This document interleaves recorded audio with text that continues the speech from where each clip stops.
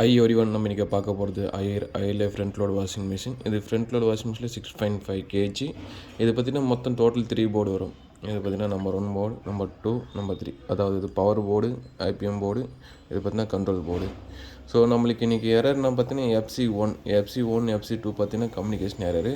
FC2 போது இந்த போர்டில் ப்ராப்ளம் இருக்கும், நம்ம கிளியர் பண்ணிடலாம். பட் FC1 போது இந்த ஐபிஎம் போர்டை டோட்டலாக சேஞ்ச் பண்ணால் மட்டும்தான் ப்ராப்ளம் ரெட்டிஃபை ஆக முடியும். எதுக்காக பார்த்தீங்கன்னா இது வந்து கம்யூனிகேஷன் நம்ம எப்படி நம்ம AC indoor outdoor communication work போகுதோ அது மாதிரி சிக்னல் வச்சு நம்ம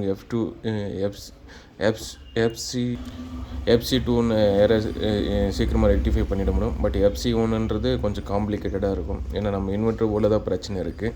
ஸோ டோட்டல் இன்வெர்ட்டர் போர்டு தான் சேஞ்ச் பண்ணணும். ஸோ இது எதுக்காக பார்த்தீங்கன்னா ஒரு பேசிக் வீடியோ, எப்படி இது சிக்னலு ட்ரான்ஸ்மிட் அண்ட் ரிசீவ் பண்ணுறதுக்கான நம்ம போர்டு தான் நீங்கள் பார்க்க போகிறோம். அதுக்கு பார்த்தீங்கன்னா நான் டியோஸ் ஆன் பண்ணி வச்சுட்டு இருக்கேன். ஆன் பண்ணிட்டு இப்போது சிஸ்டம் ஆன் பண்ணுறேன். சிஸ்டம் ஆன் பண்ணியாச்சு.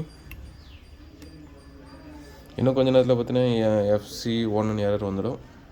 பட் நம்மளுக்கு கம்யூனிகேஷன் நடக்குதா இல்லையான்னு பார்க்கலாம். இது பார்த்தீங்கன்னா இப்போ டோட்டல் 3 வைடு. ஒன்று கிரவுண்டு, இது ஆர் அண்ட் டி போட்டு பார்த்தீங்கன்னா ரிசீவர் அண்ட் ட்ரான்ஸ்ஃபர். இன்னொன்று பார்த்தீங்கன்னா 12 வோல்ட்டும் கரெக்டாகவே இருக்குது. நம்மளுக்கு சிக்னல் செக் பண்ணலாம். பார்த்தீங்கன்னா கம்யூனிகேஷன் இது ட்ரான்ஸ்ஃபர் சிக்னலு. இது பார்த்தீங்கன்னா சின்னது ரிசீவர் சிக்னலு.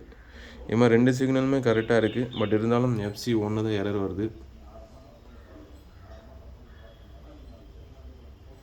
ஸோ நம்ம இன்வெர்ட்டர் போர்டில் தான் ப்ராப்ளம் இருக்குது. இன்வெர்ட்டர் போர்டு என்ன காம்ப்ளிகேட்டடாக இருக்கும் கொஞ்சம் இதை ரெடி பண்ணுறதுக்கு. பட் இது FC2 இருந்துச்சுன்னா நம்ம ஈஸியாக ரெடி பண்ணி கஸ்டமர் கொடுத்துடலாம்.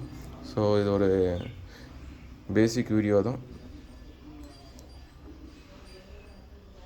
Thank you friends.